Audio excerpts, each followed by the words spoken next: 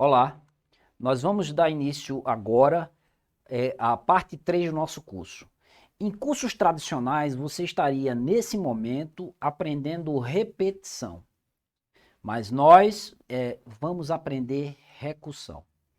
Veja, a gente está numa perspectiva de longo prazo de que você vai continuar nessa jornada de programação para além desse curso. Então, nós temos estrutura de dados, tem a parte de algoritmos de inteligência artificial, que são algoritmos que demandam muito o conhecimento de recursão. E aí, na nossa opinião, os cursos de introdução à programação pecam em abordar isso só no final, né? De modo que você não tem a oportunidade de praticar bastante isso, e quando você chega, se depara com problemas mais complexos, você tem uma dificuldade maior lá na frente para assimilar. Então, embora no começo seja um pouco mais difícil aprender recursão primeiro, que é essa nossa metodologia, né? No longo prazo a gente acredita que tem é, benefícios consideráveis e que vale a pena a gente seguir por esse caminho, tá? Ao final do curso a gente vai ver os comandos da linguagem para a gente fazer repetição, mas por hora nós vamos focar bastante em recursão. Espero que gostem. Então vamos lá. O que é recursão, né? Recursão é um mecanismo de você definir algo em função dele mesmo, certo? Existe uma piada até nerd, né, que até se você colocar no próprio Google e colocar recursão, é a pergunta, você quis dizer recursão? Né? Ou seja, você fica de forma repetitiva, de forma recursiva, abordando o mesmo problema. Tá? Mas vamos lá, por exemplo, que talvez fique mais claro e mais fácil da gente assimilar.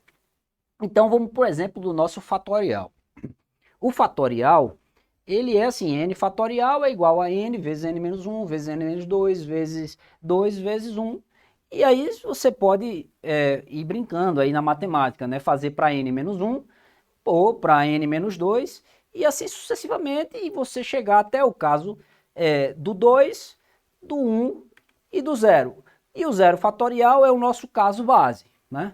A gente pode ver esse problema do fatorial também de forma invertida e agora numa forma mais, digamos assim, recursiva. Como assim recursiva? Eu tenho o caso base, 0 fatorial. 0 fatorial é igual a 1. E o meu 1 fatorial? Ele vai ser igual a 1 vezes o 0 fatorial. Veja, eu estou definindo o fatorial em função de outro fatorial. E eu vou seguindo, 2 fatorial é igual a 2 vezes 1 fatorial, vou seguindo, né, generalizando o n menos 2 e para o n menos 1, e no final eu chego na minha definição recursiva do n fatorial, que é essa aí, n fatorial é igual a n vezes n menos 1 fatorial. Se a gente reescrever essa definição para uma notação de função, ainda matemática, a gente teria mais ou menos assim, fatorial de n é igual a 1 quando esse n for igual a 0, ou, caso contrário, né, n vezes fatorial de n menos 1 para n maior do que 0. Como é que a gente transfere isso aí para a função c? É praticamente automático, né? Você vê essa definição aí, você consegue traduzir rapidamente para a função c.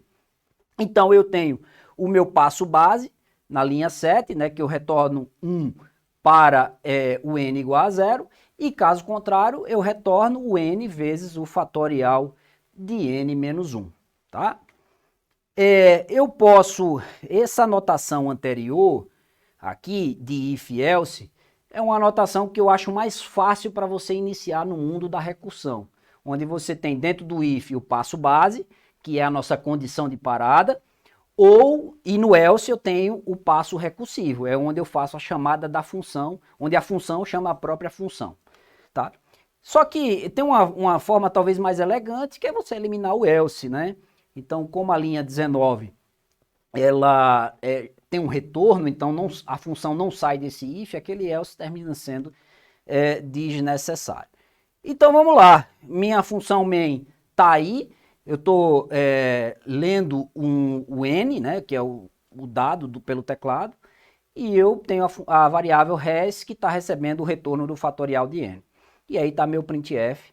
O que a gente vai fazer agora eu vou compilar, tá? E vou executar. Fatorial de 0 é 1, fatorial de 1 é 1, fatorial de 2 é 2, fatorial de 5 é 120. Tudo certo? Beleza. Vamos aproveitar a oportunidade e vamos fazer o teste do fatorial de 15. O fatorial de 15 não é esse número que está exibido aí. Na verdade, o fatorial de 15 é esse número muito grande, né? E o que é que a gente... qual é o nosso problema aí? O que é que aconteceu nesse caso? O maior número inteiro possível, né, numa arquitetura de 32 bits, é 2 bilhões e 1 quebrado, é esse número que está na tela, tá? E o número fatorial de 15 é um número maior do que esse valor, né? Então, o que aconteceu, na verdade, foi um overflow. O overflow acontece exatamente quando você atinge o maior número ou o menor número e você tenta ou somar mais um ou subtrair um desse número. Então não existe mais um número menor do que aquele número mínimo e não existe nenhum número maior do que aquele número máximo. Aí você pode ter overflow para mais ou overflow para menos, tá? E aí, o que você pode fazer como alternativa é usar um tipo maior, que no nosso caso aí é o long. O que é que eu fiz de alteração para usar o long? Eu alterei o retorno da função na linha 3, né? Alterei o tipo da variável que recebe o retorno para ficar compatível, e no printf, um pequeno ajuste que é o %LD, né? E a gente compila, tá? E roda. E aí a gente tem que o fatorial de 15 coube dentro do long. Só que só para ilustrar, né, como o fatorial é uma função exponencial, ele cresce muito rápido os valores. O fatorial de 21 deu um número negativo. E a gente sabe que não é, né, não é admissível aí um número negativo por 21. O que foi que aconteceu? Um overflow novamente, tá?